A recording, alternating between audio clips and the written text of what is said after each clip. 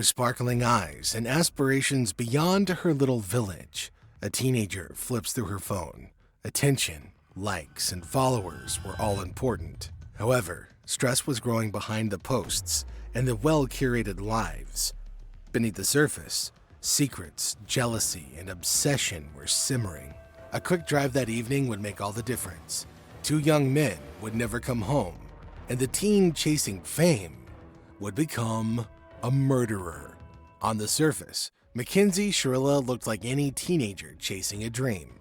Her Instagram and TikTok were full of bright lights, trendy outfits, and perfectly staged selfies. She was building a persona, fun, playful, harmless. However, her life revealed a more sinister tale behind the filters. Her reality included drug usage, reckless driving, and dangerous stunts, all of which she frequently broadcast online to get attention. She was delightful in public, but behind closed doors, she was controlling and jealous, which kept the true threat hidden until it was far too late. The young man, Dominic Russo, dreamed the dreams that young men dream. His future still ahead of him. His family was everything, and he loved music. Like any young couple, they began with late-night texting, shared interests, and first love. But soon enough, anxiety replaced happiness. When their disagreements became more frequent, coupled with jealousy and possessiveness, Dominic tried to retreat into himself. Witnesses recounted control that appeared unavoidable, threats, and public outbursts.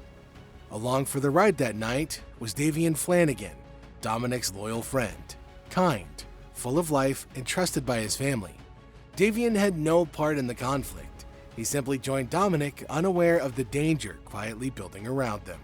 In the days before July 31st, 2022, a disturbing pattern emerged. Mackenzie wasn't just a teenager in a turbulent relationship.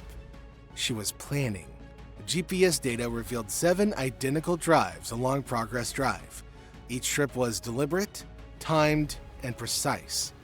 Investigators concluded she wasn't exploring, she was studying the road, every curve, every potential crash scenario. Videos from her social media showed controlled high-speed driving. She pushed the limits of the vehicle, recorded it for attention, and implied it was unsafe via Snapchat and TikTok posts. Friends remembered the previous increase in arguments with Dominic, infused with anger, jealousy, and desperate attempts of control. Every practice run, every irresponsible video, every threat revealed one chilling truth. This was no accident. It was calculated. On July 31st, 2022, the night started like any typical summer evening. Mackenzie picked up Dominic and Davian in the evening. It was determined by the video footage and witnesses that the last observed actions of the three friends, who had been laughing and joking in the car, had no idea that danger was ahead. At the time, they each appeared awake and fully aware, no indications of any medical episodes or foreign influence. The way to Progress Drive began ordinarily. Mackenzie continued to maintain her control of the vehicle and safe driving practices while stopping, accelerating, or signaling. Concerning to investigators was that she was driving deliberately and well controlled. She showed no signs of dizziness, fainting, or decline in her mental state of health. When the car turned onto Industrial Road, forensic analysis confirmed the facts. The steering was steady, the car didn't sway. There were no sudden stops, no erratic movements, and no indicators of a medical emergency. Every decision behind the wheel was intentional. And then came the fatal acceleration. Data recovered from the vehicle showed her speed climbing sharply, reaching 90 to 100 miles per hour along a straight stretch of road.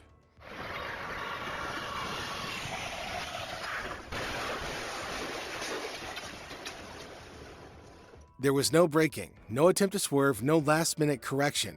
The car barreled forward with one purpose. The moment of impact was instantaneous. 2 lives were taken, and 1 survivor would carry the aftermath. This wasn't an accident caused by inexperience or a medical condition. Every detail, the steady steering, the deliberate trajectory, the speed, painted one terrifying truth.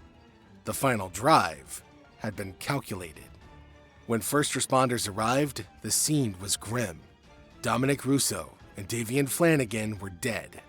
Mackenzie sat conscious in the driver's seat, bruised and shaken, but alive. The car rested at an angle, front crushed, no skid marks, no mechanical failures. Steering, brakes, and airbags worked, seatbelts were used, and the straight-line impact pointed to deliberate acceleration. From the start, the truth was clear. This was no ordinary crash. Mackenzie claimed, "I must have passed out," trying to blame her POTS diagnosis, but the evidence told a different story. You're under arrest for aggravated murder ×2, okay? Nobody's gonna ask you any questions? In the weeks after the crash, her actions spoke louder than any defense claim. She continued to be active on social media, sharing her memories and gaining a lot of followers and modeling opportunities, while the families of both Dominic and Davian were grieving. Only 3 months later, she posted a video on Halloween 2022 that shocked everyone. Mackenzie posted a video of herself dancing in a corpse costume, fake blood smeared across her face. The video sparked outrage and deepened the trauma for the victims' families, revealing a chilling lack of empathy. We feel that Mackenzie is a threat to both herself and the community if she were to be released. When Mackenzie's trial began, the courtroom felt suffocating, tense, as if every breath was measured. The prosecution left nothing to chance, presenting a case so thorough it was almost surgical in its precision. She chose the means and the method to follow through. And she planned and purposefully executed the events of July 31st, 2022. First, the GPS data confirmed that she'd made 7 identical practice runs along Progress Drive, clearly showing premeditation. Then, the surveillance video showed her at first controlled, even purposeful driving, then her sudden acceleration, making it clear that each action was deliberate and she was carefully making all of the choices. Witnesses shared evidence of her emotional instability, her threats directed at Dominic, and her reckless social media posts to provide additional evidence of her intent. Crash reconstruction researchers illustrated the physics of impact and indicated she had designed the crash for maximum jeopardy for her passengers and herself. The prosecution tied it all to a motive, a relationship she couldn't control, a plan meticulously executed rather than a tragic accident. But also that just after the accident, Mackenzie renewed her driver's license and again denied any medical condition. The defense clung to a single lifeline, Mackenzie's POTS condition. They highlighted her injuries, claimed memory loss, presented her as frail, and suggested a blackout could account for the collision. But when examined closely, every assertion fell apart. Surveillance, GPS records, and witness testimony left the courtroom unmoved. Every defense argument exposed as inadequate.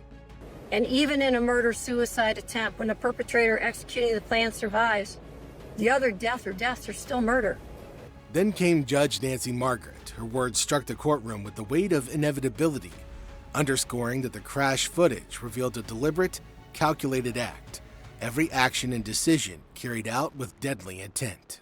With calm, steady confidence, she broke down Mackenzie's goal, her approach, what inspired her, and every decision she made. And by the end, it was clear every defense argument fell apart. On August 14, 2023, nearly a year after the crash, the courtroom held its breath as the verdict was announced. Mackenzie Shirilla was found guilty on all counts: murder, felonious assault, aggravated vehicular homicide, drug possession, and possessing criminal tools. So she's sentenced on count 2, the murder of Davion Flanagan, 15 years to life. She's sentenced on count 1, the murder of Dominic Russo, 15 years to life, to be served concurrent to each other. The judge sentenced her to 15 years to life, with the earliest parole set for October 2037.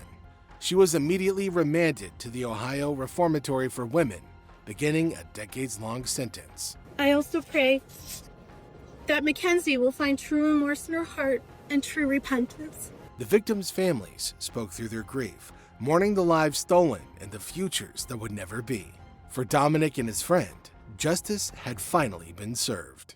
Even as the courtroom emptied, the lives lost and future stolen lingered as a stark reminder of Mackenzie's actions. If this video shocked you, then like, share, and subscribe for more true crime stories.